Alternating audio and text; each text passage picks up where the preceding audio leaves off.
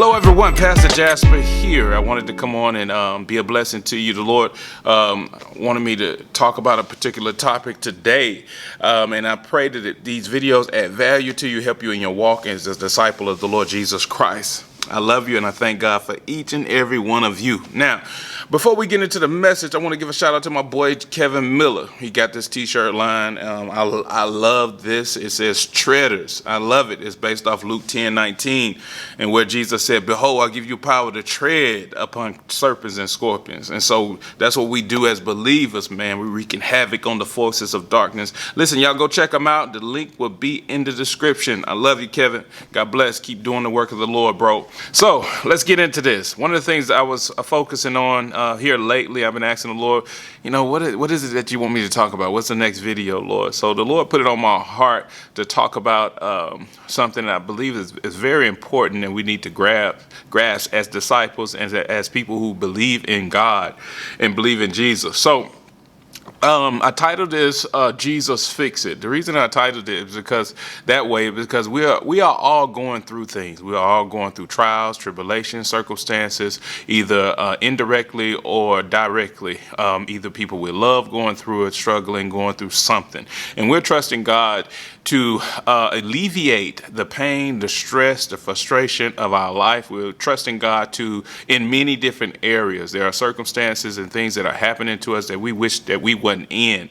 And so we pray, we fast, we believe, we go to church, we do everything that we know to do to make adjustments in hopes of relieving and getting answers to our prayers.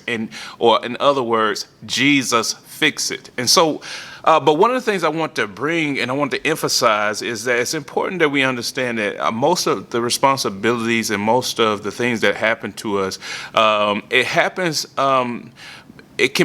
Some things can be avoided and some things can't be avoided. The unavoidable things we suffer, we allow God to give us the grace to go through, yea, though I walk through the valley, go through things, and we come out on the other side, all right? We go through the fire, amen? We come out on the other side. But there are things that we go through that we caused because we made wrong choices. And this is very important, but these are the things that we can control. These are the avoidable things. There are some things that God wants us to avoid. I believe that God allows us to choose, though, and in our choosing, at times we make the wrong choices. Of course, we're not perfect, but He is, and that's what's so profound about all of this, is that we can trust the Master to teach us, to show us, to reveal to us the choices that we need to make. Especially significant choices where you are committing yourself, you're committing your time, you're committing your resources, and these are big choices like marriage, like work, like church, like committing to serve and do things. Commitments are very key. And the enemy knows this because once you commit to something and choose something, he can have access to you. But also God, once you commit and choose something that God wants you to have, you gain access to who God is and the benefits of God. And there are things that I believe many believers are praying, fasting. They are doing all these works and religious acts and duties to get God to relieve them and bless them and fix it, Jesus, that only repentance can do. You can pray all you want. You can fast all you want. You can plead God, please God, please God, all you want. And until you repent, there will be no relief. There will be no answer. There will be no rescue. God does have mercy on us. And there are things that, I'm glad there are choices that we make that God don't hold us accountable to. And I'm so grateful for that. God don't hold against us certain choices, but there are some things that you will have to pay the consequences for if you choose to. If you go out here and rob a bank, yeah, God do forgive you, and He might not hold it against you, but you're gonna have to do some time. There are some things that you're gonna have to pay the consequences for. If you lay down and have sex out of wedlock and have a baby, yeah, God did forgive you, but you're gonna have to take care of that responsibility. Just because God forgives you and He don't hold voted against you don't mean you are relieved of your responsibilities. This is very important. Many people think that. They believe that, and that's not the case. We have to own up to our responsibilities. And so this is why I see many people struggle in. They're praying, trying to get God to do something for them. And many times we need to repent. We need to analyze our choices. Many times we make choices without even considering God. We make choices without even giving God the option to give us what he thinks concerning who you're marrying, concerning where you need to be working, concerning whether you need to leave this job or not, whether you need to leave this church or not. These are choices that many people just make on their own, and they don't know. A lot of times we put ourselves in danger and in harm's way and subjected to the attacks of the enemy because we make choices outside the will of God for our lives. And this is how important it is to become a disciple of Jesus Christ, so that you may clean up the choices of your life, so that you know that you are in the perfect will of God concerning what you need to be doing in your life. Now, I can't say I've been perfect at that. I've invested in things I shouldn't have invested in. I paid light bill money trying to make more money and end up almost getting the lights cut out. I've made a lot of crazy choices, getting credit cards getting loans and I shouldn't have, going into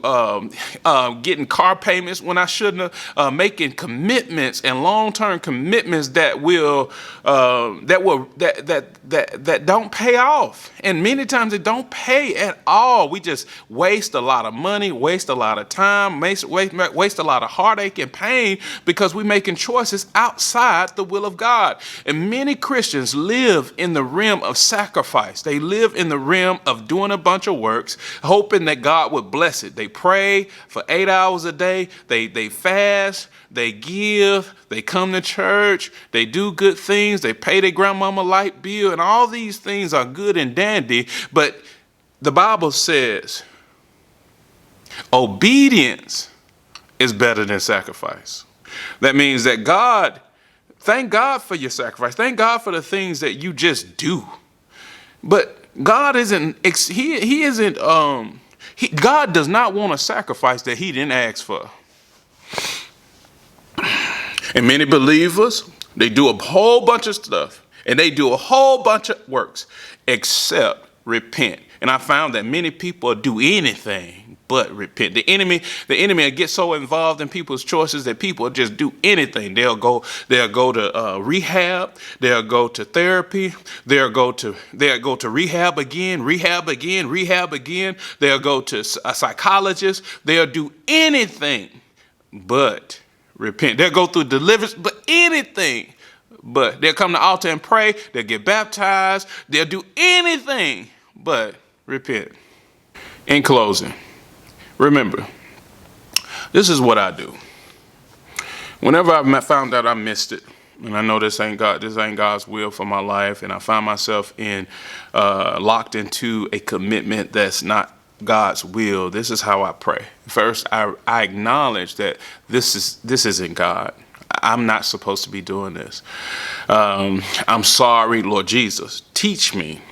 Show me. And the reason I say teach me, that means I'm looking for instructions for Jesus to show me how to come out of this, how to actually move past, or I need instructions on the way out. We know Jesus is the way, but he will lead you and guide you. Sometimes he just causes things to happen, but things really don't change until we repent. And many people, they praying for a change to come. They looking for a change to come, and the change need to happen within you. We need to repent. All right. And we need to acknowledge that we've wronged.